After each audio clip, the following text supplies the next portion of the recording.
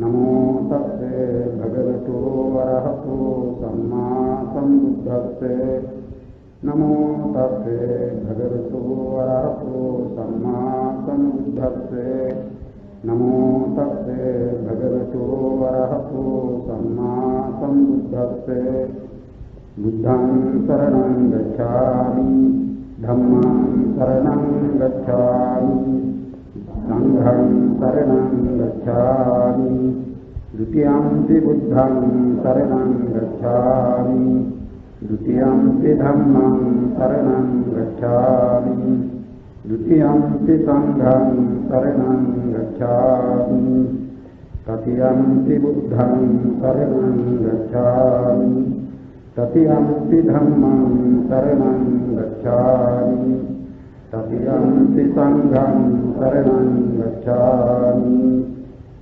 पानातिपाता वेरमणि सिक्खापदं समादयामि अदिन्नादाना वेरमणि सिक्खापदं समादयामि कामेषु मिथ्याचारा वेरमणि सिक्खापदं समादयामि मुसावादा वेरमणि सिक्खापदं समादयामि पिशुना वाचा वेरमणि सिक्खापदं समादयामि हरुषा वाचा वेरमणि सिक्खापदं समादयामि संसप्पलापा वेरमणि सिक्खापदं समादयामि मिथ्याजीवा वेरमणि सिक्खापदं समादयामि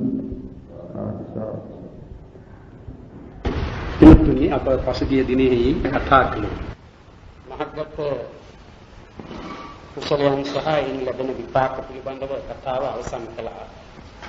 එයින් අවසන් වුණා කර්ම චතුස්කය පිළිබඳ වූ විස්තරය.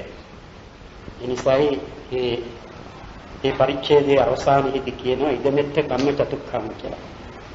මෙයින් මේ කර්ම චතුස්කය අවසන් වේ කියන එක. ඊළඟට එන්නේ මරණෝත්පත්ති චතුස්කය කියන එක. මරණෝත්පත්ති කියන්නේ මරණය සිදුවන. මරණය සිදුවීම පිළිබඳ දක්වන කරුණු හතරක් එතන ඉන්නේ. මරණය සිදුවන්නේ කවර කරුණු වලින්ද කියන එක දක්වනවා. ආයුක්ඛයේන කම්මක්ඛයේන උභයක්ඛයේන උපච්ඡේදක කම්මුනාචේති චතුධා මරණෝත්පත්ති. ඒ කියන්නේ ආයුෂ ගෙවීමෙන්ද කර්මයේ ගෙවීමෙන්ද ඒ දෙකම ගෙවීමෙන්ද උපච්ඡේදක කර්මයෙන්ද කියන මේන් මරණය සිදු වෙනවා කියන්නේ. ඒයින් මරණය වීම නිසා සතර ආකාරයකින් දක්වනවා. ඒ ආයුක්ඛයේන කීවේ ඒ යම්කිසි જાතියක උත්පත්තිය ලැබුවම ඒ කාලවලදී ඒ જાතියෙහි සම්පූර්ණ ආයු කාලය ගෙවි සිදු වෙනවා නම් යම් මරණයක් ඒකට කියන්නේ ආයුක්ඛය මරණය කියලා. ඒ කර්මයේ තිබුණත් කර්ම ශක්තිය තිබුණත් ඊට වැඩි කාලයක් ජීවත් වීමට ආයුෂ ගෙවීම හේතු කොටගෙනයි මේ මරණය සිදුවන්නේ. කම්මක්ඛයේන කියන්නේ කර්මයේ ගෙවීමෙන් සිදුවන මරණය. සමහර විටක ඒ જાතියේ නැත්නම් අපි මිනිසුන් ගැන සැලකනවා නම් මිනිසුන් වශයෙන් ඉපද ඒ කාලෙහි සාමාන්‍යයෙන් මිනිසුන්ට ගතවන ආයුෂය යමක් නම් ඒ ආයුෂය ගතවන්නට කලින් Tamante ප්‍රතිසන්දිය ගෙන දුන්න කර්මය කර්ම වේගය කර්මයේ ශක්තිය අවසන් වීම කර්ම කොටගෙන මරණය සිදු වෙනවා නම් ඒකට කියන්නේ කම්මක්ඛය මරණය කියලා. කර්මයේ ගෙවීමෙන් සිදුවන මරණය. උභයක්ඛයේන කිවේ දෙකම ගෙවීමෙන් සිදුවන මරණය. එය ආයුෂයත් කර්මයක් කියන මේ දෙකම එකවර ගෙවීමෙන් සිදුවන මරණය. තමෙටක ඒ જાතිෙහි නැත්නම් ඒ උපනාත්ම භාවයේහි ආයුෂය යම් තාක්ද ඒ තාක් ඉඳලා කෙනෙක් මරණ විට ඒ මරණය ආයුෂය ගෙවීමෙන් පමණක් නොව සමහර විටක කර්මයේ ගෙවීමෙන් වන්නට පුළුවන්. අන්න එහෙම ඒ ආයු කර්ම කියන දෙකම ගෙවීමෙන් සිදුවන මරණයට කියනවා උභයක්ඛය මරණය කියලා. උපච්ඡේදක හම්මුණා. එයින් අදහස් කරන්නේ ආයුෂ කර්ම කියන මේ දෙකම තිබියදී.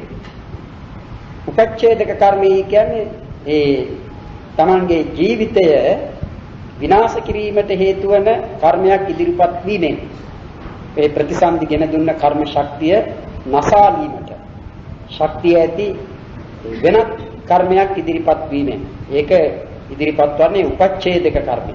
ඒ සිඳ දමන කර්මය. ඒ උපච්ඡේදක කර්මයෙන්ද කියන මේ ආකාරයෙන් මරණෝත්පත්තිය මරණයේ ඇතිවීම සතර ආකාරයකින් වේ කියන. ඉතින් ඒකට නිදර්ශන වශයෙන් දක්වනවා සමහරෙකුගේ ඒ ආයු ගෙවීමෙන් සිදුවන මරණය හරියට පහන් වැටිය ඉවර වීමෙන් සිදුවන මේ පහන නිවීම වගේය. කර්මයේ ගෙවීමෙන් සිදුවන මරණය ඒ පහන් වැටිය තිබියදී එහෙත් තෙල් අවසන් වීම නිසා සිදුවන පහන නිවීම වගේය.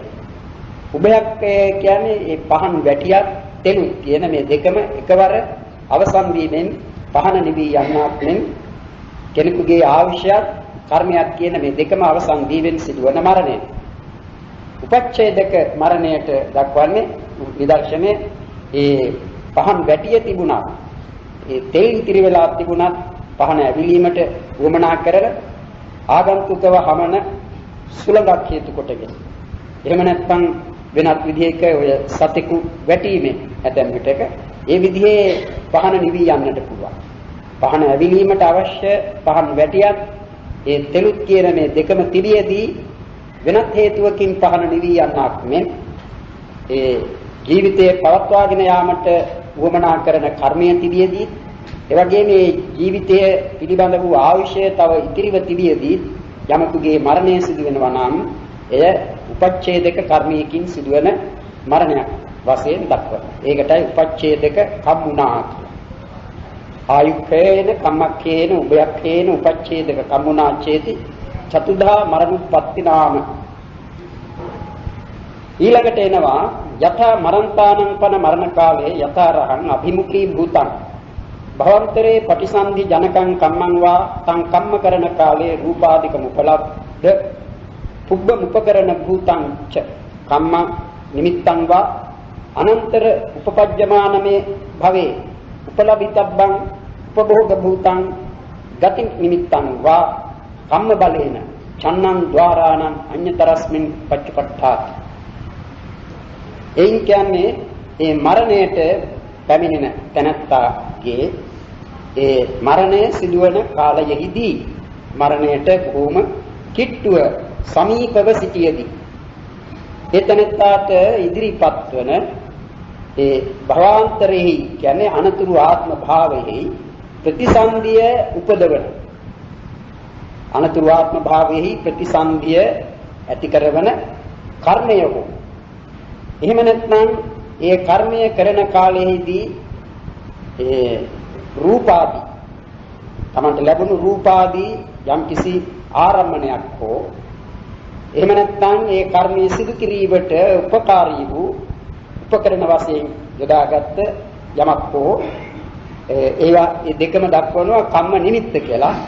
එහෙම නැත්නම් අනන්තර මුපපජ්ජමාන භවේ ඊළඟට උපදින්නා වූ භවයෙහි උපලබ්ධිතබ්බ ලැබිය යුතු උපභෝග භූත එහෙම නැත්නම් අනුභව කටයුතු යමක් ගති නිමිත්තං වා ගති නිමිත්ත වශයෙන් හෝ කම්ම බලේන චන්නං ద్వාරාණං කර්ම බලයෙන් ద్వාර සය අතුරෙන් අඤ්‍යතරස්මින් යම් කිසි ద్వාරයකි පච්චුපට්ඨාති එළඹ සිටි.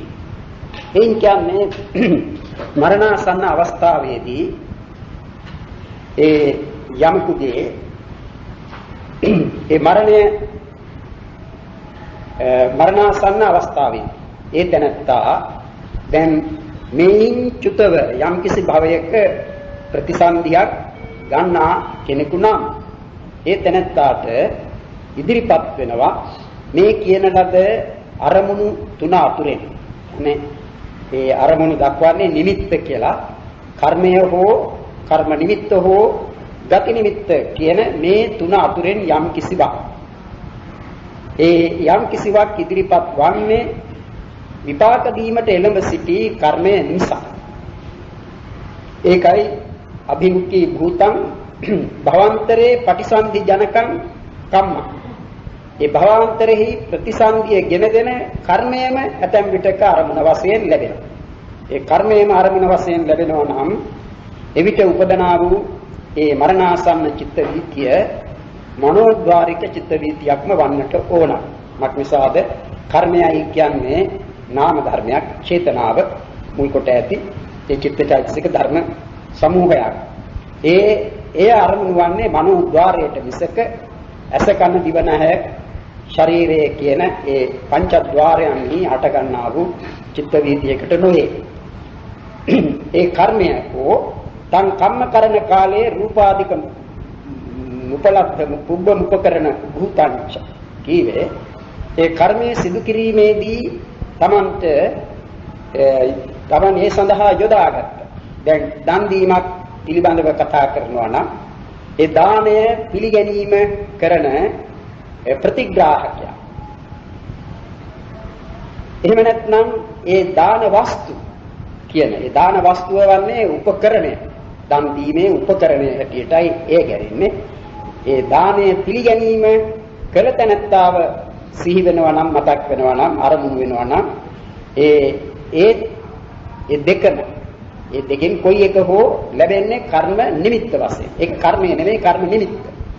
දැන් දානමය පුණ්‍ය කර්මයක් තමන්ට මරණාසන්න අවස්ථාවේදී විපාක දීමට එළඹ සිටිනවා නම් ඒ දානය පිළිගන්නා තැනැත්තන්, පිළිගත් තැනැත්තන් දැක්වෙන යමක් හෝ එහෙම නැත්නම් ඒ දාන වස්තු පිළිබඳ වූ යමක් හෝ සිහිවීම, මතක් වීම, අරමුණු වීම වෙනවා. ඒට කියන්නේ කර්ම නිමිත්ත කියලා. ඊළඟට ගති නිමිත්තේ කියන්නේ මේ මරණයට අනතුරුව ලබන ප්‍රතිසන්දිය යම් තැනක නම් ඒ තැනදී තමන්ට ලැබෙන හෝ එතනදී තමන්ට පාවිච්චි කරන්නට සිදුවෙන, අනුභව කරන්නට සිදුවෙන යම් දෙයක් අරමුණ වශයෙන් ලැබෙනවා. ඒකට කියන්නේ ගති නිමිත්ත කියලා. මෙන්න මේ කියන ලද නිමිති තුන අතුරෙන් කර්මය, කර්ම නිමිත්ත, ගති නිමිත්ත කියන මේ තුන අතුරෙන් එකයි ගති නිමිත්තන්ව කම්ම බලේන චන්නං ద్వාරාන දොරටු සය අතුරෙන් අඤ්ඤ තරස්මින් එක්තරා ద్వාරයේහි පච්චුපට්ඨාති එළඹ සිටි. ඒකට කර්මය, කර්ම නිමිත්ත, ගති නිමිත්ත කියන මේ අරමුණු තුන අතුරෙන් යම් කිසි අරමුණක් ඒ මරණාසන්න අවස්ථාවේදී ලැබෙන ඒ චිත්ත වීතියට එළඹ සිටින අරමුණු වීම වශයෙන් එළඹ සිටින කර්මය, කර්ම නිමිත්ත, ගති නිමිත්ත. කර්මය නම් මනෝද්වාරික චිත්ත වීතියකමයි. කර්ම නිමිත්ත හෝ ගති නිමිත්ත චක්ෂුරාදී ඒ ద్వාර සය අතුරෙන් යම් කිසි ద్వාරයකට ඒ අරමුණු වන්නට පුළුවන්. ඊළඟට තතෝ පරං තමේව තතෝ පට්ඨිතං ආලම්බන මාරබ්බ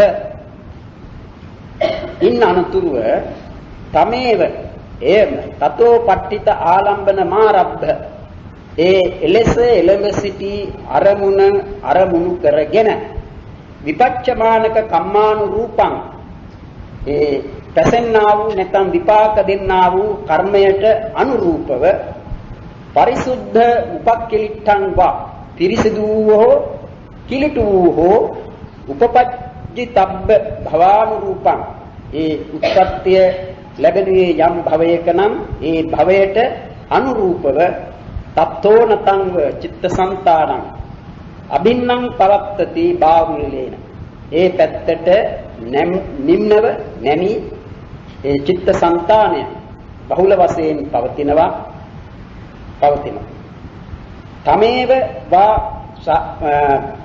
තමේවාපන ජනක භූතං කම්ම මබිනව කරන වශයෙන් වාර පවත්තං හෝති.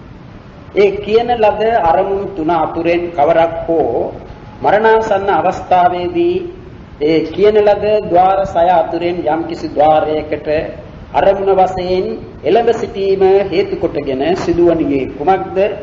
තමන් මීට කලින් කර තිබෙන කර්මයක් මේ අවස්ථාවේදී හරියට අලුත් කිරීමක් වගේ කියලා දක්වනවා. කම්මං අභිනව කරන වශයෙන් ඒ කර්මය මෙතෙන්දී අලුත් කරන්නා මෙන් ద్వාර පවත්තං හෝති. ඒ අරමුණ ద్వාරයේ ద్వාරයට එළඹ අරමුණව පවතින. එතකොට අතීත කර්මයක්. දැන් මරණාසන්න අවස්ථාවේදී විපාක දීමට එළඹ සිටින්නේ Taman මේ භවයේ හෝ මීට పూర్ව භවයක. සමහර විටක මේ භවයේ කරන ලද කර්මයක් ඉදිරිපත් වන්නේ නැතිව මීට పూర్ව භවයකදී කරන ලද කර්මයක් ඉදිරිපත් වන්නට පුළුවන්. ඒක නියමයෙන් දක්වන්නේ නැහැ මේ භවයේ කර්මයක්ම පමණයි. එහෙම දක්වන්නට පුළුවන් වන්නේ මේ භවයේම සිදු කරන ලද ආනන්තරික කර්මයක්. ආනන්තරිය කර්මයක් විත ඒ කර්මය මිසක වෙන කර්මයක් විපාක දීම් වශයෙන් නිලඹ සිටින්නේ නැහැ. එහෙම නැත්නම් කර්මයේ පිළිබඳව කෙබඳක් ඉදිරිපත් වෙනවාදයි කියලා ප්‍රත්‍යඥයෙකු වශයෙන් සලකන විට කියන්නට බෑ. සමහර විටක අකුසල කර්මයක් ඉදිරිපත් වන්නට පුළුවන්.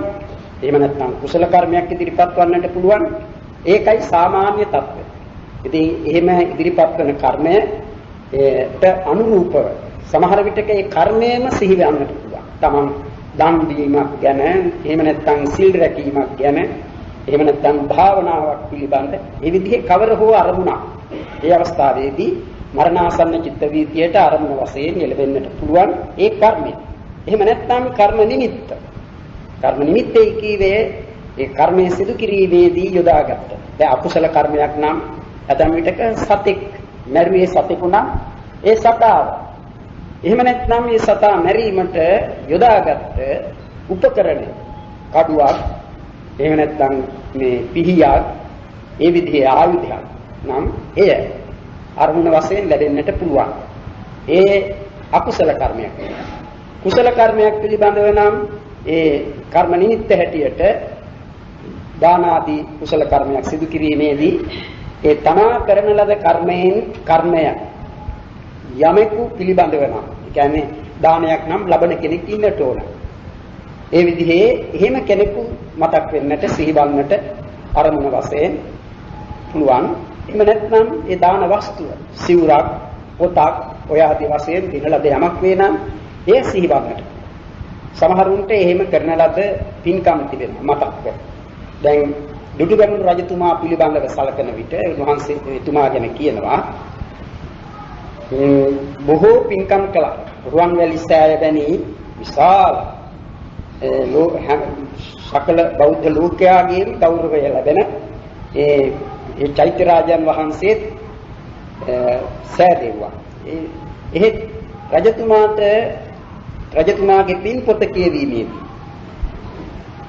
රජතුමාගේ සිත්ගත් විශාලම ලොකුම පින හැටියට ඉන්නේ අර සහෝදරයාත් සමග යුදවැද පරාජයට පත්ව පැනලා ගිහින් එක්තරා තැනකදී තමන්ට බඩගිනි වෙලා ඇමතිතුමාගෙන් ඇමතියාගෙන් ඇහුවා කෑමට දෙයක් තියෙනවද කියලා තිබෙන බව. ඔහු ගෙනාපු බත් මුලක් ගැන කිව්වා.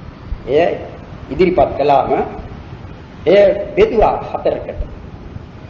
දන් දීලා කවදාවත් වැළඳුවේ නැtei කියලා දන් දීමට කාලදීක්ෂා කළා. ඒ අවස්ථාවේදී පියෙකු දිවයිනේ රහතන් වහන්සේ නමක් එතනට වැඩියා. වහන්සේට ඒ දානිය පිළිගන්නේ. අන්න ඒකයි ඒ කියන විට නවත්තන්නට ඒ කිව්වා පින්පොත. Tamange සිතට ඒක බොහෝම තදින් වැදුණු පින. බොහෝම දුෂ්කර අවස්ථාවකදී කරන ලද පින.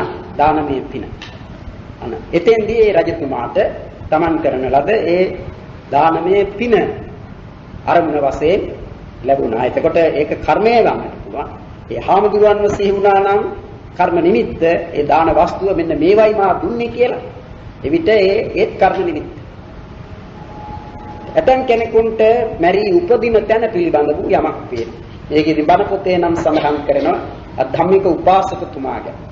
ධම්මික උපාසකතුමා මිය යන්නට කිට්ටුව සංඝයාට ආරාධනා කළා පැමිණෙන්නට කියලා. සංඝයා පැමිණ එය ස්ථානෙහිදී සතිපට්ඨානය සජ්ජායනා කළා. ඒ සතිපට්ඨානය සජ්ජායනා කරන විට අටුවාවේ සඳහන් වෙනවා දෙව්ලොවින් මේ දිව්‍ය ලෝක සයින් තමන්ට කැඳවීම කරන දෙවිවරු අහසේ පෙනෙන්නට පටන් ගත්තා. ඒ අයට කිව්වා සංඥාවක් කළා නවතින්නේ. ඒ කිව්වේ තමන් මේ බණ අහනවා ඒ නිසා ඉඳෙයි කියලා. හාමුදුරුවෝ හිතුවා මේ සංඥාව කලේ නවතින්නටයි කීවේ අපටයි කියලා. පිරිත් කියන එක මේ සතිපට්ඨාන සූත්‍රයේ සජ්ජායනා කරන එක නවත්තලා උන්වහන්සේලා පන්සලට වැඩියා. ටික වේලාවකින් ඇහුවා කොහාමුදුරුවෝ කියලා. කිව්වා ඉතින් මේ දරුවන්ට බොහොම දුක හිතුණා. අපේ පියා මේ තරම් හොඳට කටයුතු කළ කෙනෙක්. අනේ බලන්න මරණ අවස්ථාවේ මේ තිබෙන తত্ত্বය එහෙම වූ පියාත් මේ අවස්ථාවේදී සිහිසම් නැතුව ගිය කෙනෙක් වුණා නේද කියලා දරුවන්ට හරි දුකක් හිතුණා. ඒගොල්ලෝ බොහොම කනගාටුයි. ඉතින් කිව්වා මේ තම ඔබ පියතුමා මෙහෙම කියපු නිසා නවත්තන්නටයි කියලා. හාමුදුරුවෝ නවත්තලා පන්සලට වැඩියයි. නෑ මම නවත්තන්නටයි කිව්වේ මේ සත්‍යයනා කරන සතිපට්ඨානය නෙවෙයි. මේ මාව රැගෙන යන්නට ඇවිල්ලා ඉන්න මේ දෙවිවරුන්ටයි කියලා. කිව්වා එහෙමනම් මේ අපටත් පේන්නට එපායි. එන්දී කිව්වේ එහෙනම් මල් දමක් අරගෙන කොයි දිව්‍ය ලෝකයේද වඩා හොඳ? වඩා හොඳ. ඉතින් කිව්වා මේ බෝධිසත්වවරුන් පවා මේ අවසාන ජාතියේදී කියන්නේ මේ ඉපදින්නට කලින් ජීවිතය ගත කරන්නේ තුසිත දිව්‍ය ලෝකවලද? එයයි හොඳ. එහෙනම් ඒ දිව්‍ය ලෝකයෙන් පැමිණි රතෙහි මේ දමන මල් මාලාව එල්ලෙන්නටයි කියලා අදහස් කරගෙන උඩට දාන්නටයි. ඉතින් දැම්මම එහි එල්ලුණා ඒක. දැන් ඒකෙන් පෙනෙන්නේ ඒ සිටුතුමාට දැන් ධම්මික උපාසකතුමාට පෙනුනේ ඒ දිව්‍ය ලෝකයෙන් ගෙනා දිව්‍ය රථ. දිව්‍ය රථ දෙවිවරුන් පෙන්වනවා. කැඳෙව්වනේ. අන්න ඒ ගති නිමිත්ත වශයෙන්. එම ගති නිමිත්ත වශයෙන් ඇතම් කෙනෙකුට ඒ නිරය පිළිබඳ වූ ගිනි දැල් ලෝහදිය ආදී පෙනෙන බව සඳහන් වෙනවා. මේ කොයි හරි මොකක් හෝ ඒ ස්ථානෙහි Tamanට මුක්ති විඳින්නට සිදුවන එහෙම නැත්නම් පරිහරණය කරන්නට සිදුවන එහෙම නැත්නම් එක්ව ඉන්නට සිදුවන යම් දේවල් පිළිගන්නට පුළුවන්. ඒවා යමක් අරමුණ වශයෙන් ලැබෙනවා. ඒක හරියට ඒ අවස්ථාවේදී අරමුණු දකින්නේ නිකන් සිහින පෙනෙන්නක් වගේ. සිහින පෙනෙන්නක් වගේ සමහර විටක ඇසටම පෙනෙන්නටත් පුළුවන්.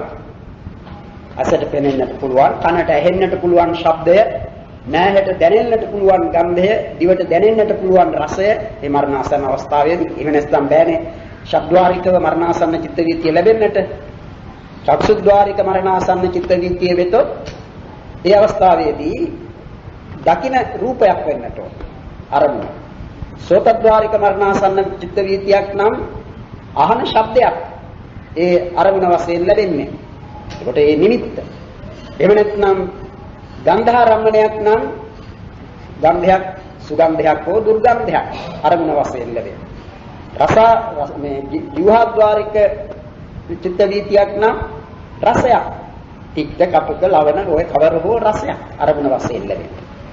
එතකොට ඒ Tamanටම Tamanගේම දිවින් ඒ රසය එතන ඒ අවස්ථාවේදී පවතින රසයක්.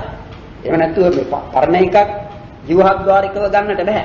වර්තමාන අපි දන්නවානේ වර්තමාන රූප, ශබ්ද, ගන්ධ, රස, පොට්ටබ්බ කියන මේවායි චක්සුද්වාරික, සෝතද්වාරික, ගානද්වාරික, ජීවහද්වාරික, කායද්වාරික චිත්ත වීතිවල පිළිවෙලින් අරමුණ වන්නේ. ඒ නිසා චක්සුද්වාරික වුණොත් ඒ වේලේ දකින්න එකක් වෙන්නට ඕන.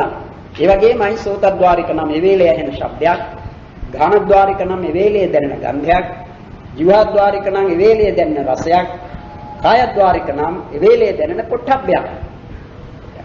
ඒ චක්සුද්වාරික ආදී පංචද්වාරිකව ලැබෙන මරණාසන්න චිත්ත වීතියක් වෙතොත්.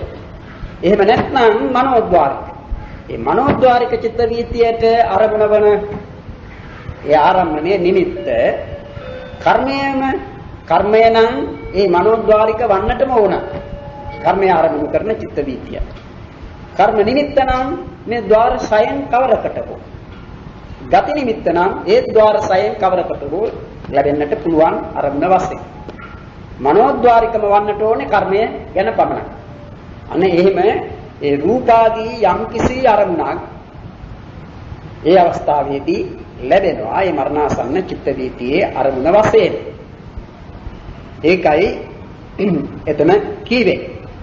මේ පච්චාසන්න මරණස්ස ඊළඟට ඒක විපච්චමානක කම්මානුරූපං කියලා කියන්නේ. විපච්චමානක කම්මානුරූපං කියවේ විපාක දෙන්නා වූ විපාකගෙන දෙන කර්මයට අනුරූප ඒ කර්මයට ගැළපෙන කර්මයට සුදුසු පරිදි සුදුසු පරිසුද්ධං උපක්ඛලිට්ඨං වා පිරිසුදු හෝ කිලුටු හෝ ඒ පිරිසුදු හෝ කිවේ විපාක දෙන්නේ කුසල කර්මයක් නම් උපක්ඛලිට්ඨං කීවේ විපාක දෙන්නේ අකුසල කර්මයක් නම් අපිරිසිදු.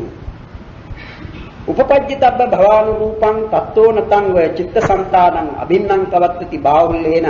මේ අවස්ථාවේදී දැන් සමහරෙකුට මේ මරණාසන්න චිත්ත වීතියට එළඹෙන්නා වූ ඒ කර්ම නිමිත්ත ගති නිමිත්ත කියන මේ අරමුණු තුන අතුරෙන් යම්කිසි අරමුණක් මරණාසන්න චිත්ත වීතියට කලින්ම ලැබෙන. සමහරෙකුට බොහෝ කල්පියා ඒ අරමුණු ලැබෙන. එහෙම ලැබිලා සමහරු ඒ ගැන සමහරු බියටපත් වෙලා කෑ ගහනවා. මේ තමන්ව බේර ගන්නට කියනවා. මේ තමන්ව පුලුස්සනවායි කියලා කෑ ගහන අය සිටිනවා. මා දන්නවා මා අහලා තිබෙනවා. මගේ මිත්‍ර මහත්මයෙක් කිව්වා ඔහු වාසය කළ ස්ථානයේ ඊට සමීප ගෙදරක සිටි මහත්මයෙක් කියන්නේ. මේ මහත්මයා වෙන ආගමිකයෙක් බෞද්ධයෙක් නෙවෙයි. ඇඳට වෙලා නිකන් අසනීප නිසා එහාට මෙහාට යා ගන්නට බැරි තත්වයක සිටියේ. Tamante උපස්ථාන කළේ Tamanගේ දියණියන්. ඒ දියණියන් කොයිතරම් හොඳින් උපස්ථාන කළත් මේ පියාණන්ව මොනම විදිහකින්වත් සතුටු කරන්නට බැරි වුණා. හැමතිස්සෙම ඒ දියණියන්ට කුණු සර්පයෙන් බැනවදිනවා අහන්නට ලැබෙනවා. ඉතින් මේ තැනැත්තාගේ අවසාන මොහොතේ ලැබුණු වෙලේ ඔහු කෑ ගහන්නට පටන් ගත්තා. ඒ කියන්නේ මේ ජීසස් මාව බේරගන්නයි. මේගොල්ලෝ මාව පුච්චනවා, පුලුස්සනවා. Jesus save me. They are burning me. කියලා ඔය විදිහට කෑ ගහ ඉඳලයි ඒ තැනත්තා මැරුණා කියන්නේ. ඉතින් අන්න එයාට දැනෙලා තියෙන්නේ එයාව පුලුස්සනවා වගේ. ඉතින් මේ පුලුස්සනවා වගේ දැනුණාට කවුරු හරි පුලුස්සන්නේ නැත්නම් ඒ දැනෙන්නේ කායද්්වාරයට නෙවෙයි. ඔහුගේ මනෝද්්වාරයට දැනෙනවා. ඔහුව පුලුස්සනවා වගේ මනෝද්්වාරිකව දැනෙන තත්ත්වයක්. ඇත්තටම පුලුස්සනවා නම් කවුරු හරි එවිට කායද්්වාරික වන්නට පුළුවන්. එයා ඒ වෙලාවේ මේ බෙහෙත් කරන අවස්ථාවක් නම් සමහර විටක පුලුස්සා කරන බෙහෙත් තියෙනවානේ. එහෙම එකක් කරන අවස්ථාවක නම් ඒ තරත්තාට ඒකම ලැබෙන්නට පුළුවන් නිමිත්ත හැටියට. මේ සතෙකු පුලුස්සපු එකක් නේද දන්නේ නැහැ. Tamante පිළිසීම වගේ පෙනුනේ. කොයි විදිහකට හරි ඒ මරණාසන්න කියන ඒ මොහොතේම නෙවෙයි. ඇතැම් විටක ඊට කලින්. ඒ නිසා තමයි අර චුන්ද සූකරිකයා කියන්නේ. චුන්ද සූකරිකයා 7 දවසක්ම ඌරෙකු වගේ ඇවිද්දයි කියන්නේ. එහෙම ඇවිද ඌරෙකු වගේම කෑ ගහ ඇවිද්දයි. ඒකට හේතුව ඔහුට ඒ අරමුණු බොහොම කලින් සිට වැටුණා. ඒකයි අන්න එහෙම කලින් කාහට හරි අරමුණු වැටෙනවා නම් ඒක එක විදිහකින් අන්‍යයන්ට උපකාර වන්නට පුළුවන් අවස්ථාවක් ඒ නිසා ලැබෙනවා. මොකද ඒ තැනත්තාගේ සිත මේ පාප කර්මයක් නිසා ඒ අරමුණු වැටෙන අවස්ථාවක් වුණා නම් ඔහුගේ හිතසුව සලකන කල්යාණ මිත්‍රයෙකුට ලං වෙලා ඔහු සමග කතා කරන්නට පුළුවන්කම තිබේ නම් ඔහුට කාරණා කිව්වම වැටහෙන තත්වයක් වේ නම් ඔහුගේ සිත වෙන පැත්තකට හරවන්නට පුළුවන්. හැබැයි මේ බරපතල අකුසල කර්මයක් නම් ඒ වළක්වන්නට බැරි විය හැකියි. එහෙම නැත්නම් උදව් කරන්නට පුළුවන්. ඒ නිසා තමයි දුටුගැමුණු රජතුමා පිළිබඳව කියනවා ඒක. එතුමා බොහෝ මේ දමිලයන් තමා නිසා නැත්නම් තමන් යුද වැදුණු නිසා මැරුණානේ. ඒ නිසා බොහොම කනගාටු වුණා.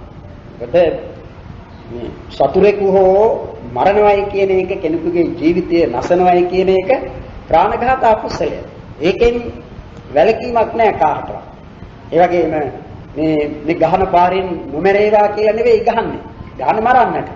එහෙම කරන ලද ප්‍රාණඝාතයන් තමන්ගේ අනපිලිපැද ඒ අනුව අන්‍යයන් ප්‍රාණඝාතය කළා. තමුත් ඒකට බැඳෙනවා අහු වෙනවා. මොකද තමන්ගේ නියමයේ මේ කරන්නේ මරණය. ඉතින් ඔය අතරේ සමහර විටක සිටින්නට පුළුවන් මේ පැත්තේ යුද කරන යුද බටයාගේ පියා අනිත් පැත්තේ ඉන්නේ සතුරු පක්ෂේ. ඒ පියා තමාගේ මේ තමා කෙනෙක්ව මරන්නට දමා ගසන හෙල්ලයක් කැනිලා පියානම් මැරුණේ. මේ සතුරා මරුණයි කියලා විතරක් නෙවෙයි පියා මරුවා කුසලයක් එතනත්තාට එනවා. එතකොට ආනන්තරිය කර්මය. ඉතින් කොයි විදිහෙන් බැලුවත් මරණය කියන එක බියජනක එකක්. සිදු කිරීම කාට හරි. ප්‍රාණඝාතයේ නිසයි මුලටම දක්වලා තිබෙන්නේ. අනේ ප්‍රාණඝාත අකුසලයන් ගැන රජතුමා කනස්සල්ලටපත්. ඉතින් රජතුමාගේ සිත වෙන පැත්තකට හැරෙව්වා ඒ අවස්ථාවේදී හාමුදුරුවෝ. මොකද මේ අවස්ථාවේ එහෙම උදව්වක් කරන්නට ඕන කාට වුණා. මේ දැන් කවුරු හරි අපදන්නා කවුරු හරි එතන තමයි ජීවිත කාලයක හොඳක් කලේ නෑ නරකමයි කලේ. එහෙම කරපු කෙනෙකු පිළිබඳව අප දන්නවා. අපට ඒතනත්තාගේ අවසාන මොහොත දක්නට ලැබෙනවා නම් ඒ අවස්ථාවේදී ඒතනත්තාට මොහු පවුමයි කලේ ඒ නිසා මොහු අපායටමයි නිරයටමයි ආයුත්තේ කියලා එහෙම සැලකීමක් නෙවෙයි කරන්නේ. ඉතින් ඒතනත්තාට උපකාරයක් කරා. මොකද වරක් නිරයාදී අපායකට ගිය කෙනෙකුට එයින් ගැලවිලා එයින් මිදිලා සුගතියක් ලබනවායි කියන එක ඊටාම අමාරු කරුණක් බව බුදුරජාණන් වහන්සේ වදාළා. ඉතින් අපි පිළිගන්නේ බුදුරජාණන් වහන්සේගේ ධර්මය. එහෙම නැත්නම් මේ ලෝකයේ එකිනෙක කෙනා තම තමන්ට හිතන දේවල් කියනවා ඒව නෙවෙයි. දැන් සමහර එක් නම් කියනවානේ එහෙම නිරේ කියලා එකක් නෑ අපායයි කියලා එහෙම තැනක් නෑ ඔක්කොම තියෙන්නේ මෙතනයි කියලා. එහෙම කියන අයට නම් ඒක ඊතරම් කරුණක් නෙවෙයි. එහෙම නෙවෙයි නමුත් අප බුදුරජාණන් වහන්සේගේ ධර්මයයි පිළිගන්නේ. ඒ නිසා අප නිරයක් ඇතේ කියන එක පිළිගන්නවා. ඒ වගේම උන්වහන්සේ වදාारण පරිදි වරක් නිරයකට ගිය තැනැත්තෙකුට ඒ නිරයෙන් චුත වී සුගතිගාමී වීම විශේෂයෙන්ම මිනිසෙක් වීමෙන් කියන්නේ. ඊටාම අමාරු කරුණක් හැටියටයි දක්වන්නේ. ඒ නිසායි බුදුරජාණන් වහන්සේ අර කාන කච්චපෝපමා කියන එක දක්වා තිබෙනවා. කාන කච්චපෝපමා කියේ කන කැස්බෑවා පිළිබඳ වූ උපමාව. අවුරුදු 100කට වරක් මුහුදු පත්ලේ සිට දිය මතු පිටට එන එක ඇසක් පමණක් තිබෙන කැස්බෑවා. අනිත් ඇහැ නරක් වෙලා අන්ධ වෙලා. ඒ කැස්බෑවා ඒ අවුරුදු 100කට වරක් උඩට එන පිට මේ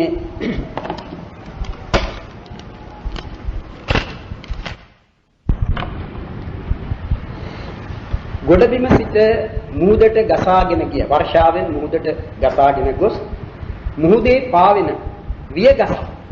ඒ වියගස එමේ අත පාවෙන. ඒ පාවෙන වියගසේ තිබෙනවා සිදුරක්. ඒ නැද තියෙනවා සිදුරක්. ඒ සිදුර මේ අවුරුදු 100කට වරක් උඩට එන රැස්ඩාවාගේ හිස ඒ විය සිදුරට ඇතුළු වන්නට ඕන. ඉතින් බුදුරජාණන් වහන්සේ ආහනවා භික්ෂුන් වහන්සේගෙන් මහණෙනි මේ සිදුවිය හැක්කක්ද? සිදුවීම බොහෝම අමාරුයි, බොහෝම කලාතුරකින් විය හැකි දෙයක්. මහණෙනි එය ටිකක් ඉක්මනින් සිදුවන්නට පුළුවන්. ඊටත් වඩා අමාරුය වරක් නිරයාදී සතර අපායට ගිය තැනැත්තෙකුට නැවත මිනිසත් බවක් ලැබීම. අනේ එහෙම දක්වනවා. ඒ නිසා කාගේ හෝ අපායගාමීත්වය කියන එක. ඒ තැනත්තා කොයිතරම් අකුසල් කර තිබුණා කිසිවෙකු විසින් කැමති විය යුතු එකක් නොවේ. ඒ තැනත්තාට පිටිවහලක් වෙන්නේ. ඒ නිසා Tamanta හැකියාවක් තිබේ නම් ඒ තැනත්තාගේ සිත හොඳ පැත්තකට හරවන්නට අඩු ගණනේ ඔහු කර තිබෙන හොඳ බොහොම අඩු ඇති. නමුත් එයින් එකක් හරි ඒ තැනත්තාට සිහි කරවන්නට පුළුවන් නම් ඒක Taman ඒ තැනත්තාට කරන ලොකුම උපකාරයක්. ඒ නියම කල්යාණ මිත්‍රයෙක් වෙනවා. එහෙම උදව්වක් යමෙකුට කරන්නට කෙනෙකුට අවස්ථාවක් ලැබුණොත්. දැන් ඒ නිසා තේරුම් ගන්නට ඕන අප මේ ජීවත් වන කාලයේදී සිදු කරන ලද කර්ම කුසල අකුසල කියන මේ දෙපැත්තට වැටෙනවා. ඉතින් කොයි පැත්ත බරද කියන එක එකිනෙකනා සලකා ගන්නට ඕන එකක්. ඒ අකුසල් කුසල් කියන මේ දෙක කිරා බලන්නට පුළුවන්කම තිබේ නම් අකුසල පැත්ත බර නම් ඒක කෙනෙකුට සතුටු වන්නට පුළුවන් කරුණක් නොවේ. මක්නිසාද කුසලය තමා අකුසල් මඩින්නට හැකි එකම දේ. අකුසල ශක්තිය මඩින්නට පුළුවන් කුසල ශක්තිය. ඒ නිසා අකුසල් කළ කෙනෙකු වෙතොත් ඒතනත්තාට ඒ කරන ලද අකුසලයේ ගැන නැවත නැවත සිතා පසුතැවිලි වන්නට කරුණක් නැහැ. නමුත් ඒක අකුසල් බව තමන් පිළිගන්නට ඕන. ඇතැම් විටක කරන අවස්ථාවේදී ඒක වරදක් නෙවෙයි කියලා කෙනෙක් හිතාගෙන හිටියානම් ඒ වරදට තවත් වරදක් එකතු වෙනවා. ඒ තමයි මිත්‍යා දෘෂ්ටිය. මොකද වරද කළේ නමුත් ඒක වරදක් නෙවෙයි කියලායි තමන් සලකාගෙන ඉන්නේ. ඒ කෙරුවෙත් එහෙම සලකාගෙන වරදක් නෙවෙයි කියලා. ඒක මිත්‍යා දෘෂ්ටිය. එතකොට මිත්‍යා දෘෂ්ටියෙන් යුතුව කරපු වරදක් වෙනවා ඒක. පවක් වෙනවා. ඒක බරපතල. ඒ නිසා තමන් එහිම කර්මයක් කර්ම කර තිබේ නම් ඒවා තමා ඒ කාලයේ පිළිගත්තේ නැත්නම් ඒවා වැරදි කියලා. නමුත් කවදා හරි ඒක වරදක් පාපයක් අකුසලයක් කියන එක පිළිගන්නට ඕන. ඒ කරන කොටගෙන ඒ පිළිබඳව තමන්ට තිබෙන මිත්‍යා දෘෂ්ටිය දුරු වෙනවා. මිත්‍යා දෘෂ්ටිය. ඊළඟට කරන්නට තිබෙන්නේ ඒ කරන ලද අකුසල කර්මයට ප්‍රතිවිරුද්ධ කුසල කර්ම කරන්නට ඕන. කුසල කර්ම. දැන් අපි නිකමට කලකතොන් කවුරු හරි හොරකම් කරලා තියෙනවා. කාගේ හරි දේවා. ඉතින් ඒ හොරකම් කරපු අකුසලයේ කියන එක දැන් කරලා ඉවරනේ. දැන් එහෙම හොරකම් කරපු මිනිස්සු කොයිතරම් ඉන්නවද? දැන් අපි දන්නවනේ ඔය පහුගිය කාලෙත් ඉතින් මේ මිනිස්සුන්ට බොහෝම අවස්ථා ලැබෙනවා. පස්සේ ඒක නැගලා මිනිහෙකුට යන්න බෑ. කොහොම හරි ඒ ගැට කපනවා. ඒක කරලා ජීවත් වෙන මිනිස්සු සිටිනවානේ. සමහරු මුළු ජීවිතයම පවත්වාගෙන ගියේ ඒ විදිහේ හොරකම්. එතකොට තමා හොරකම් කරලම ජීවත් වූ කෙනෙක්. ජීවිකාවත් නරකයි. ඒ වගේම කරන ලද පාප කර්ම ඒක ඉන්නේ වැඩිනේ. ඉතින් ඒ නිසා එහෙම කෙනෙකුට තිබෙන්නේ කුමක්ද? අවසාන මොහොතේදී අයියෝ මම මේම හොරකම් කළා කියලා ඒ ගැනම හිතා ඉඳලා මැරුණොත් නිරයන්වා තිරච්ඡාන යෝනිවා කියන විදිහට නිරය හෝ තිරිසන් යෝනියි Tamanට උපදින්නට සිදු වෙනවා. දැන් එහෙම නැත්නම් ඔහු කරන්නට ඕනේ යම් කිසි අවස්ථාවකදී Taman කරපු වරද පිළිගෙන ඊට ප්‍රතිවිරුද්ධ දේ. දැන් හොරකමට ප්‍රතිවිරුද්ධ පින්කම් කියයට ගන්නට තිබෙන්නේ කුමක්ද? මේ අනුන් සන්තක දෙන්නේ තමා ගත්තේ. ඒ නිසා Taman කරන්නට තිබෙන්නේ Taman සන්තක දේ දෙන්නට ඕන. අන්න ඒ විදිහේ පින්කම් කරලා අර අකුසල ශක්තිය මඩින්නට තියෙනවා. ඒක එහෙම පිටින්ම මඩින්නට පුළුවන් කමක් ලැබෙන්නේ නැහැ.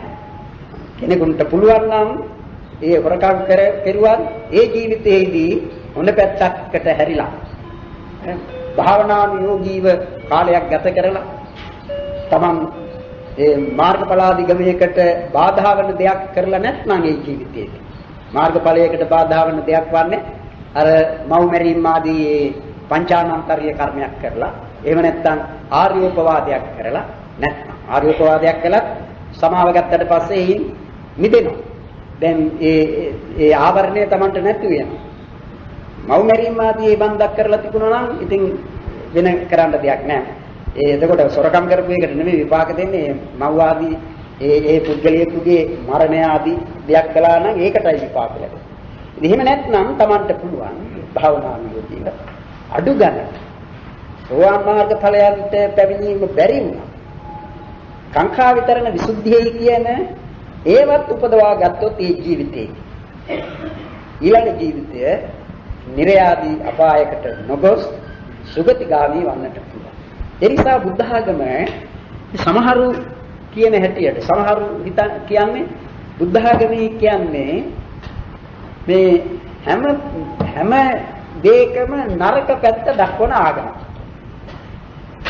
බුද්ධ ආගම තමයි නරක පැත්ත කියන්නේ ජීවිතය පිළිබඳ අසුබ පැත්තම දක්වන්නේ නැහැ. ඒ වගේම ජීවිතය පිළිබඳ සුබ පැත්තක් දක්වන්නේ. ඒකාන්ත අසුබ පැත්තක් පෙන්වන්නේ නැහැ, සුබයක් පෙන්වන්නේ. මේ බුද්ධ ආගම සත්‍ය ඇති සැටිය දක්වනවා. ඇති සැටිය. ඉතින් ඇති සැටිය දක්වීමේදී වැරදි කළාම ඒ ගැන පසුතැවෙන්නේ කියලා උගන්වන්නේ නැහැ. සමහර එහෙම උගන්වන ආගම් ටික.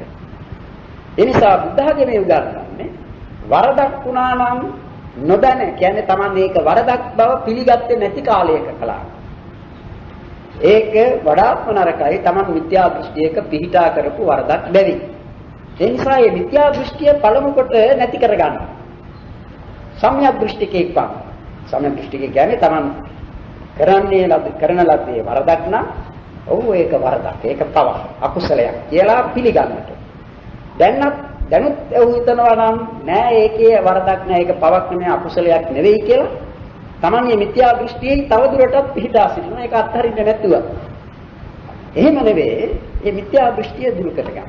අනිත් එක කරපු වරද ඒක කාටද පුළුවන් ආපහු ගන්න. ආපහු ගන්න බෑනේ. දැන් සතෙකු මැරුවාම ඒ සතාට ආපහු පණ දෙන්න බෑ. දෙන්න බෑ.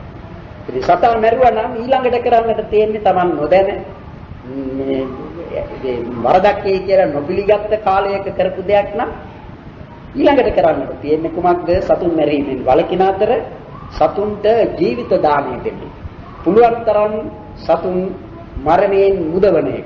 සතුන්ගේ ජීවිතය තව සුව පහසු අන්දමින් පවත්වාගෙන යාමට උපකාර කිරීම. අන්න ඒ විදිහේ දේවල් කරන්නට තියෙනවා.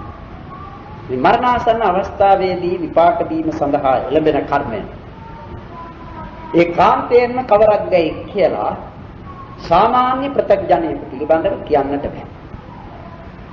ඇතැම් විටක ಗುಣධර්ම දියුණු කරගත්ත ඒත් මාර්ගඵලාධිගමයක් හෝ අර අපි සඳහන් කළ පරිදි ඒ කාංකා විතරණ විසුද්ධියේ කියන ඒ తත්වය හෝ ඇති කර නොගත් කෙනෙකු පිළිබඳව නම් විපාක දෙන්නට එළඹ සිටිනුයේ කුසලයක්ද අකුසලයක්ද කියලා එහෙම නියමයෙන් දක්වන්නට බෑ. ඇතැම් විටක වා පින්කම් කරපු අය, පින් කරපු අය, නිවැරදි ජීවිත ගත කරපු අය මරණාසන්න අවස්ථාවේදී ඇතිවන නරක වටපිටාව හේතු කොටගෙන සිත නරක කරගෙන තමන් අතීතයේ කර තිබුණු අකුසල කර්මයකට විපාක ගෙන දීමට ඉඩ සලස්වා දෙනවා. ඒ නිසා ඒක බොහොම භයානක තත්ත්වයක්. දැන් අපි කර්ම පිළිබඳව කතා කරන විට කීවනේ ගරුකං ආසන්නං ආචින්නං කටත්තා කම්මං චේති පාකදාන පර්යායේ විපාක දෙන පිළිවෙලෙන් කර්මය සතර වැදෑරුම්. ඒ විපාක දෙන පිළිවෙලයි කිව්වේ ගරුක කර්මයක් තිබේ නම් එයයි පළමුව විපාක දෙන්නේ. කියන්නේ මරණාසන්න අවස්ථාවේදී විපාක දීමට එළඹෙන කර්මය වන්නේ ඒ ගරුක කර්මය. ඒවා හැමදෙනාටම නැහැ. හැමදෙනා නියත මිත්‍යා දෘෂ්ටිය සහිත මිත්‍යා දෘෂ්ටියක් අකුසල පක්ෂයේ පංචානන්තරීය කර්මයක්. කර්ම කියන මේ 6 අකුසල පක්ෂ. කුසල පක්ෂයේ දක්වන්නේ නොපිරිහුණු ධ්‍යාන. නොපිරිහුණු ධ්‍යාන. දෙහෙතෙන්දී කතා කරන්නේ නැහැ. මාර්ගඵල පිළිබඳව. ඒ මාර්ගඵල පිළිබඳව කතා කරන්නේ නැත්තේ මාර්ගයනේ කුසලයේ කියන්නේ මාර්ගසිතයි කුසල්සිත. ඒ කුසලයේ පිළිබඳව කතා කරන්නේ නැත්තේ කර්ම කතාවේදී ඒවා කර්ම සංඛ්‍යාවෙහිලා ප්‍රතිසන්දි ගෙන දෙන කර්ම සංඛ්‍යාවෙහිලා ගන්නෙ නැහැ. ඒවයින් ප්‍රතිසන්දි උපදවන්නේ ඒවා නෙවෙයි. සෝවාන් මාර්ගය කියන්නේ සෝවාන් මාර්ග කුසලයයි කියන්නේ ප්‍රතිසන්දියක් ගෙන දෙන කර්මයක් නෙවෙයි. ඒක ප්‍රතිසන්දියක් ගෙන දෙන කර්මයක් වෙනවා නම් විපාකයේ වශයෙන් ලැබෙන්නට තිබෙන්නේ සෝවාන් ඵලසිත. එතකොට මේ ඵලසිත එහෙමනම් ප්‍රතිසන්දිසිත වශයෙන් ලැබෙන්නට ඕන. එහෙම එකක් නැහැ. ඒ නිසා ඒ කර්ම කතාවේදී ඒ ගරුකාසන්නාචින්න කටත්තා කම්ම ඊළඟට මේ ditta ධම්ම වේදනීය උපපජ්ජ වේදනීය අපරාපරිය වේදනීය අවහෝසි කම්ම කුසල් අකුසල් කුසල්ය මේ අකුසල්ය කාමාවචර කුසල්ය රූපාවචර කුසල්ය අරූපාවචර කුසල්ය ඒ විදිහට අපි ඉගෙන ගන්නනේ ඒ එකකදීවත් මාර්ග කුසලය ගැන ලෝකෝත්තර කුසලය ගැන කතා කරන්නේ නැහැ. ඇයි ඒ ලෝකෝත්තර කුසලය ඒ ප්‍රතිසන්දී විපාක ගෙන දෙන නැවත භවයක් ලබා දෙවන කර්මයක් නොවේ. ඒයින් කරන්නේ යම් යම් භවයන්හි ලබා දෙවන උත්පත්තිය නැත්නම් ස්කන්ධ නවත්වාලන එක. ඒ කොටින් කියනවා නම් භවයෙන් මිදීම. භවයෙන් මිදීම. ඉතින් සෝවාන් මාර්ගයේ කුසලය එහෙම පිටින්ම භවයෙන් මුදවන්නේ නැහැ. එහෙත් අපාය සංසාරයෙන් මුදවනවා. අපාය සංසාරයෙන් මුදවන එකක්. ඒ නිසා උප්පත්තිය ජන දෙවන එකක් නෙවෙයි. අපායෝත්පත්තිය නවත්වන එක. අපායෝත්පත්තියෙන් මුදවන එක. සකෘදාගාමි මාර්ග කුසලය මේ මිනිස් ලොව නැවත ඉපදීම එකවරකට සීමා කරන ඒ බහෝත්පත්තියයි එයින් නවත්තන ඒක සීමාවක්. ඊළඟට අනාගාමී වීමෙන් කාම ලෝකයෙහිම මිදෙනවා. කාම භූමියෙහි ප්‍රතිසන්දි නොගන්නා තත්වයටපත් වෙනවා. ඒක භවයෙන් මිදීම. රහත් වීම කියන්නේ අරහත් මාර්ගයෙන් කිසිදු භවයක ඉන්පසු ප්‍රතිසන්දි ගන්නෙ නැහැ. ඒ නිසා ඒවා මෙතනට ගන්නෙ නැහැ. කර්ම කතාවේදී ඔය ප්‍රත්‍ය කතාවේදී නම් කර්ම ප්‍රත්‍ය කියන තැන්වලදී ඒවත් ගන්න. ඒ නිසායි කර්ම ප්‍රත්‍ය නානාක්ෂණික කර්ම ප්‍රත්‍ය සහජාත කර්ම ප්‍රත්‍ය කියන ඒ දෙකේදීම ඒ කුසල් සිත්වල ලැබෙන චේතනාව ගන්නවා. සහජාත කර්ම ප්‍රත්‍ය වශයෙන් උත් ගන්නවා. නානාක්ෂණික කර්ම ප්‍රත්‍ය වශයෙන් උත් ගන්නවා. ඒ මත්සාද එයින් විපාක ගෙන දෙවන බැවින් ඒ විපාකයේ ලැබෙන්නේ ඵලසිත වශයෙන්. ඒ නිසා ඒ නානාක්ෂණික කර්ම ප්‍රත්‍යයට ඇතුළත් කරන ඒවා තිබෙනවා 33 සිත් 33ක ලැබෙන චේතනා 33. ඒවා ඒ 33ට මාර්ග කුසල් 4 ලැබෙන චේතනා 4ත් ඇතුළත් කොටයි 33 ගන්නෙ. අනේ එහෙම ගත්තට මේවා නැවත විපාකයක් උපදවන කර්ම නොවන බැවින් නැවත භවයක් ගෙන දෙවන කර්ම නොවන බැවින් මේ කර්ම කතාවේදී ඒවා පිළිබඳව කියන්නේ නැහැ. අනිත් කර්ම එතකොට අනිත් කර්මය කියන්නේ ඒවා ලෞකිකයි. කර්මයේ කියන්නේ ලෝකෝත්තර ඒවා මේ කර්ම කතාවට ගැනෙන්නේ නැහැ. මේ ලෞකික කියනකොට අකුසල් තිබෙනවා. අකුසල් ඒකාන්තයෙන්ම සතර අපායෝත්පත්තිය ගෙන දෙවනේ.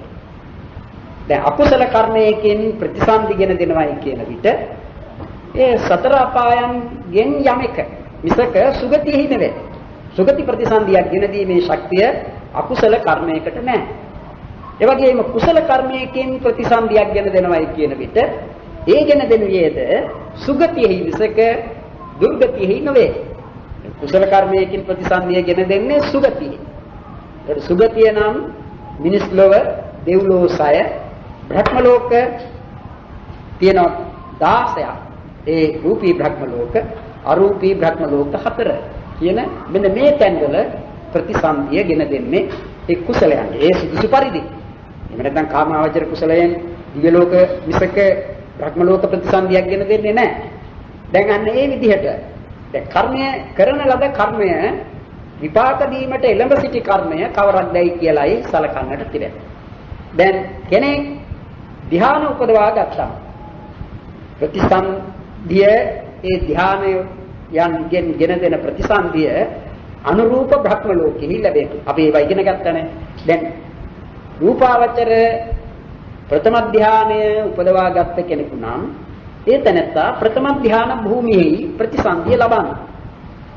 ඒ ධ්‍යාන උපදවපු කෙනෙකුට ධ්‍යානෙන් නොපිරිහි කාලක්‍රියා කරන විට මරණාසන්න චිත්ත වීතිෙහි අරමුණ වශයෙන් ලැබෙන්නේ කර්මයක් නෙවෙයි ගත නිමිත්තක් නෙවෙයි. ඒ විට අරමුණ වශයෙන් ලැබෙන්නේ කර්ම නිමිත්තමයි. අනේක විශේෂයෙන් දැනගන්නට ඕන. කර්ම නිමිත්තමයි. ධ්‍යානෙ උපදවා ගත්තේ කසින පටිභාග නිමිත්ත උපදවාගෙන ඒ අරමුණු කොට. අනේ කසින පටිභාග නිමිත්ත තමා මරණාසන්න අවස්ථාවේදී මරණාසන්න ජවනයන්ගේ අරමුණ වන්නේ. ඒ රූප ධානයක් උපදවාගෙන කාලක්‍රියා කරන ඒ නොපිරිහි කාලක්‍රියා කරන තැනැත්තෙක්ට නම් ඊළඟට අරූප ධාන උපදවාගෙන කාලක්‍රියා කරන කෙනෙකුට නම් ඒ අරූප ධාන ආකාසානංචායතන ධාන ආදී වශයෙන් තිබෙන්නේ. ආකාසානංචායතනේ නොපිරිහි කාලක්‍රියා කරන තැනැත්තාට කර්ම නිමිත්ත වශයෙන් ලැබෙන්නේ කසිනිය නුගුලවාගත් ආකාශ ප්‍රඥප්තිය. එය අරමුණ වශයෙන් මරණාසන්න චිත්ත වීතියේ ජවනයන්ට අරමුණු වෙනවා. ඊළඟට විඥානංචායතනය උපදවාගෙන ඒ නොපිරිහි කාලක්‍රියා කරන තැනැත්තෙකුට නම් ඒ තැනැත්තාට ඒ මරණාසන්න චිත්ත වීතියට අරමුණ වශයෙන් ලැබෙන්නේ ආකාසානංචායතන කුසල් සිත. ආකින්චඤ්ඤායතනය මේ ලබාගෙන ඒ නොපිරිහි කාලක්‍රියා කරන කෙනෙකුට නම් ඒ තැනැත්තාට අරමුණ වශයෙන් ඒ නිමිත්ත වශයෙන් ලැබෙන්නේ කර්ම නිමිත්තමයි ඒ නිමිත්ත වශයෙන් ලැබෙන්නේ ආකාසානංචායතනයගේ විඥානංචායතනයගේ ආකාසානංචායතනයගේ නාස්ති භාව ප්‍රඥප්තිය නැති බවයි කියන ඒ ප්‍රඥප්තිය.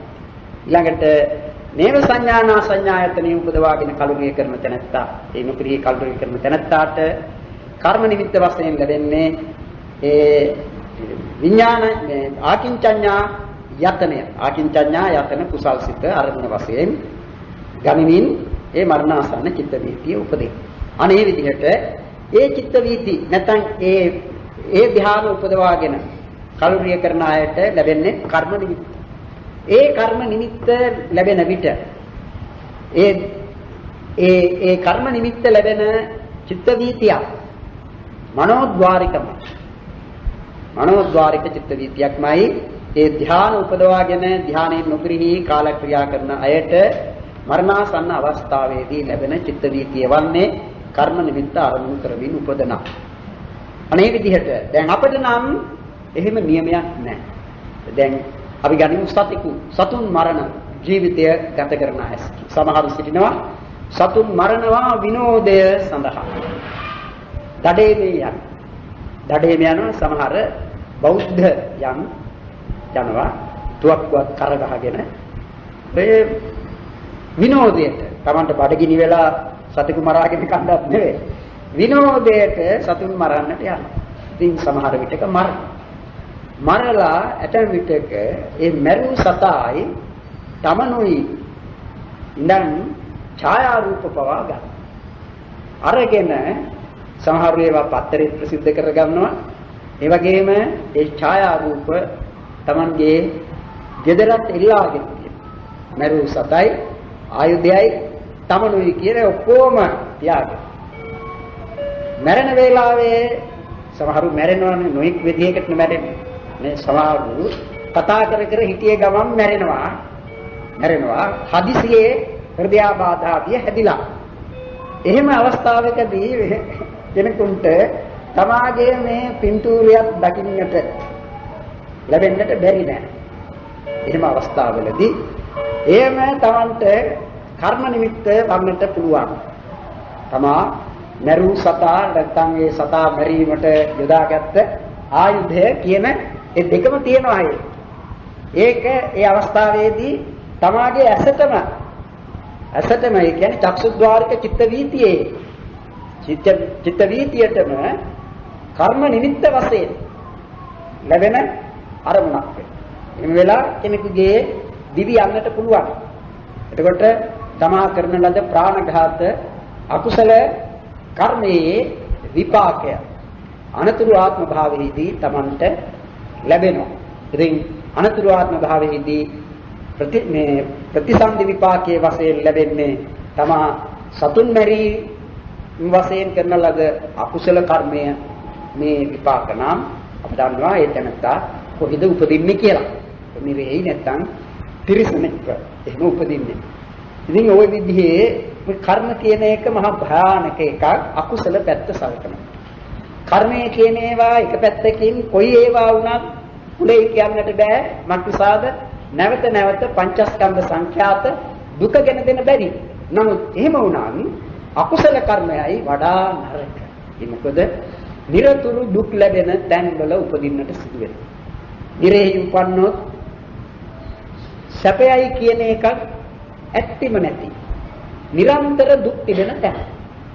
ඊළඟට තිරිසන්ව උපන්නොත් ඇතැම් අවස්ථාවලදී සැප ලැබෙන තැනුත් තියෙනවා. සැප ලැබෙන අවස්ථා තිබෙනවා. නමුත් නිරන්තර දුකක් තිබෙනවා වුණටත් ඒ කොහොමද? ඔවුන් ඉන්නේ මහා භයක. ජීවිතය පිළිබඳ ලොකු භයක් වුණා. කොයි දැන් කලාවේ වසන සතුන් නම් හැම විටම ඉන්නේ මහත් සෝදිසියක. කිරුවා කන් දෙක එහෙම කරගෙන හැම තිස්සෙම බලාගෙන ඉන්නේ. කොහෙන්ද Tamanට අනතුරක් වන්නේ? ඒ විදිහේ නිතර බියෙන් සුවල තත්වයක්. දැන් ප්‍රේතයෙක් වෙලා උපන්නොත් ප්‍රේතයාට කුසට ආහාරක් නැතිව පිපාසයට වතුර පොදක් නැතිව බොහෝ කල ඉන්නට සමහර විටක බුද්ධාන්තර ගන්න. බුද්ධාන්තරය කියන්නේ එක බුදු කෙනෙක් බුදු වෙලා වහන්සේගේ ශාසනය පැවතිලා ඒ ශාසනය අතුරුදහන් වෙලා ඊළඟට නැවත බුදුවරයෙක් ලෝකෙහි පහළ වෙන කාලය දක්වා තමයි මේ බුද්ධාන්තරය කියන්නේ. ඉතින් බුද්ධාන්තරය සමහර එක බුද්ධාන්තරයක් නෙවෙයි. බුද්ධාන්තර කීපයක්. ඒ කියන්නේ අර බිම්බිසාර රජතුමාගේ අතීත ජාතියක නෑ පිරිසක්. බුද්ධාන්තර 7ක්. මට මතක හැටියට ඒ ආවා දිගටම. මොකද කරපු වරද හේතු කොටගෙන. බුද්ධ ප්‍රමුඛ සංඝයාට පිළියෙල කරලා තිබුණු ආහා දාන ඔවුන් කාලා. දැන් සමහරු සිටිනවා ඒ බොහොම භයානක ඒවා කරන අය සිටිනවා මේ වර්තමානයේ. සමහර විටක දානය පිළියෙල කරන්නේ හාමුදුරුවෝ. ඒ හාමුදුරුවන්ට දම් බෙදන්නට ඉස්සෙල්ලා සමහරු ඉන්නවා තමන්ගේ කොටස පැත්තක තියාගන්න. මේ දානය සඳහා ගෙන ගිය දේවල්. ගෙන ගිය දේවල් තමන්ගේ කොටස පැත්තකට තියාගන්න. මේ පිරිස ගේන්නේ වෙන මිනිසුන් හෝ සම්බන්ධ ඒවා. ඒ අය ගෙනත් දෙන්නේ මේ භික්ෂුන් වහන්සේට පුදන්නට. සමහර විටක කාටත් කියලා ගේන්නට පුළුවන්. ඒ හාමුදුරුවන්ට නොදී නෙවෙයි. ඒවා එහෙම පැත්තකට කරන අය සිටිනවා. සමහර විටක හාමුදුරුවන්ට ලැබෙන්නේ නැතිවම ඒවා කන බොන අයත් ඇතිනේ. එහෙමයි ඉන්නවා. ඉතින් හරි භයානකයි. ඒ නිසා කවුරු හරි මේ කර්මය ගැන සලකනවා. කර්ම විපාක. මේ දෙක පිළිබඳව කවුරු හරි හිතට ගත්තා නම් ඒ කියන්නේ Tamanta තිබෙන්නට ඕනේ මේ පිළිබඳ විශ්වාසය, ශ්‍රද්ධාව. ශ්‍රද්ධාව කියන එක බොහෝම වැදගත් එකක්. සමහර විටක එතනට නුවණ නැති වුණා. එක විදිහකින් කමක් නැtei කියත හැකි ශ්‍රද්ධාව කියනවා. ඒ මොකද ශ්‍රද්ධාව කියනවා නම් මේ ධර්මයේ ඉගෙනගෙන කරුණු තිබෙනවා. ඒ තැනත්තා ඒවා ඕක බොරුවක් එහෙමයි කියලා නිකන් අතහරින්නේ නෑ. එයා පිළිගන්න. ඒ පිළිගන්න බැවින් ඔහු කැමති වන්නේ නැහැ වරදක් කරන්න. මොකද එහි විපාක භයානකයි කියන එක Taman පිළිගෙන තිබෙන නිසා. ඒ නිසා ශ්‍රද්ධාවයි තියෙන්නට ඕන. ප්‍රධාන කාරණය පළමු කොට ඇතිවිය යුත්තේ එය. ඒ ඊළඟට ශ්‍රද්ධාව තිබෙන එක්කෙනාගේ අනිත් ගුණ අනිත් ඇතිවිය යුතු දේවල් ඇති කර ගන්නට ඒ ශ්‍රද්ධාව මහත් උපස්තම්භක ප්‍රත්‍යක් වෙනවා. උපකාරයි. ශ්‍රද්ධාව තියෙනවා නම් ඊළඟට තියෙන උට නුවණ ආදී අනිත් ඒවා ඇති කර ගන්න. දැන් අපි ගන්නේ කෙනෙකු මේ බුද්ධ ශාසනය පිළිගන්නවා. ඒ ඔහුගේ ශ්‍රද්ධාව. ඔහුට මොනවත් නැහැ වෙන ඒවා ඔහු ලබාගෙන නැහැ. නුවණ කියන එක ඔහුට නැතුවම නෙවෙයි. නමුත් අවශ්‍ය නුවණ ඔහු උපදවාගෙන නැහැ. ඵල පිළිබඳව දැනගත යුතු ලබාගත යුතු නුවණක් ඔහු උපදවාගෙන. නමුත් ඔහුගේ ශ්‍රද්ධාව තියෙනවා නම් අර නුවණ උපදවා ගැනීමට උට බාධාවක්. ඒ ධර්මයේ උගන්වන පරිදි ඔහු පිළිපදින්නට ලෑස්ති සූදානම්. ඒ නිසා දැන් ඒ විශ්වාසය තියෙනවා නම් භාවනාව පිළිබඳව ඔහු විශ්වාස කරනවා. භාවනාව මේ ප්‍රතිඵල රහිත දෙයක් කියලා ඔහු ගන්නවා. ඔහු ප්‍රතිඵල සහිතයි කියලා පිළිගන්නවා. ඒ ප්‍රතිඵල සහිතයි කියලා පිළිගැනීම හේතු කොටගෙන ඔහු භාවනා කරන්නට ඉදිරිපත් වෙනවා. භාවනා කිරීම නිසා ඔහු මීට කලින් නොලබන ලද නුවණ උපදවා ගන්නවා. ඒ නුවණ උපදවා ගන්නට ඔහුට උපකාර වූ ඒ භාවනාව කරන්නට ඔහු මෙහෙයුවේ කුමකින්ද? ඔහු මේ ශාසනය පිළිගත් ශ්‍රද්ධාව. අනේ නිසා ශ්‍රද්ධාව සමහරුන්ට නැත්තේම ඒකයි. සමහරුන්ට ඒ ශ්‍රද්ධාව නැහැ. ඒ නැති බැවින් මහත් පාඩුවක් ඒ අයට සිදු වෙනවා. හානියක් සිදු වෙනවා. ශ්‍රද්ධාව තිබෙන තුරු මේ තිබෙන තුරු ඔහුට හැම දෙයක්ම නැතිව ගියයි කියලා කියන්නට බෑ. ඔහුට පුළුවන් මේ ශ්‍රද්ධාවේ පිහිට ඉතිරි ගුණ ධර්ම තමා තුළ උපදවාගෙන දියුණුවන්නට මේ සංසාර දුකින්ද නිදහස් වන්න. ඒ නිසා මේ කර්ම පිළිබඳ කතාව නිකම්ම දැනගන්න එක නෙවෙයි ඉතින්. ඒ තමාගේ සිත් තුළට කාවද්ද ගන්නට ස්වල්ප මාත්‍ර වූ කර්මය පව නපුරු කර්මය නරක කර්මෙහි බිය දකින්නට ඕන. ඒ බිය දක්නා බව අන්‍යයන් තුළද ඇති කරවන්නට ඕන. ඇති කරවන්න. ඉතින් මට මේ ඊයේ පෙරේදා නැත්නම් ඊයේ එක මහත්මයෙක් කිව්වා මේ කෙනෙකුන්ව මේ කාන්තා පක්ෂයෙන් කතා කරන්නට පුළුවන් කෙනෙක්ව සොයා දෙන්නටයි කියලා දන්නවද කියලා මගෙන් අහුවා. එක් කුලගණ සමිතියක දේශනයක් කතාවක් පවත්වන්නට එයාගේ සාංවත්සරික උත්සවයකට. ඉතින් මේ මම ඒ තරම් එයා ගැන දන්නේ නැහැ. ඉතින් මම ඒකඳ කවුරුවත් ගැන කිව්වේ නැහැ. ඒ විශේෂ එක නමක් පමණක් සඳහන් කළා. ඉල බලන්නේ කියලා. දැන් ඊළඟට මේ මහත්මයාත් එක්ක ටිකක් කතා කරනකොට ਉਹ කියනවා දැන් හාමුදුරුවෝ බණ කියන්නත් කැමති නැති කියලා. බණ කියන්නත් කැමති නැති කියලා මම ඇයි කොච්චර බණ කිව්වත් දිනුවක් නැtei කියලා. මම කිව්වා ඒ බණ අහනවා නම් කවුරු හරි ඒ අහන්නට නොලැබෙන එකයි වරද. අහනවා නම් ඒ වගේම අහන අයට ශ්‍රද්ධාව ඇති වෙනවා නම් දියුණු වෙනවා. මම කිව්වා මට පේන හැටියට හාමුදුරුවෝ එහෙම බණ කියන්නට කැමති නැtei කියනවා නම් වෙන තේරුමක් වෙන්නට වෙන අදහසකින් ඉන්නවා. මත් නිසාද එක්ක Tamanට බණ වශයෙන් කියන්න දෙයක් නැතුව ඇති. එහෙම නැත්නම් Taman මේ බණ කියන විට හරියටම Tamanට පහර ගහ ගන්නවා වගේ වෙන්නටත් පුළුවන්. ඒ නිසා වන්නටත් පුළුවන්. එහෙමත් වෙනවනේ. මොකද බණේ කියන්නේ මේ හැදෙන මගක් දක්වන්නේ. ඒ හැදෙන මඟ පෙන්වන තමා තවම මේ හැදෙන්නටවත් උත්සාහයක් නොකරනවා. මේ Tamanටම පහර ගහ ගැනීමක්. ඒ නිසානේ දුස්සීලස්ස සීල කතා දුක්ඛතා කියලා කියන්නේ. දුසිල් තැනත්තාට සීලය පිළිබඳව කරන කතාව නරක කතාවක්. නරක. ඒ ඇයට ඒක අහන්නට හොඳ එකක් නෙවෙයි. කනට අමිහිරි. දුස්සීලස්ස සීල කතා දුක්ඛතා. අනේ වගේ. ඒ නිසා බණ කියන්නට කවුරු හරි නොකමැති කියනවා නම් ඒ කියන්නේ මේ බණ ඇහිීමෙන් මිනිස්සු හැදෙන්නේ නැති එක. ඒක වරදක්. බණ ඇහිීමෙන් මිනිස්සු හැදෙනවා.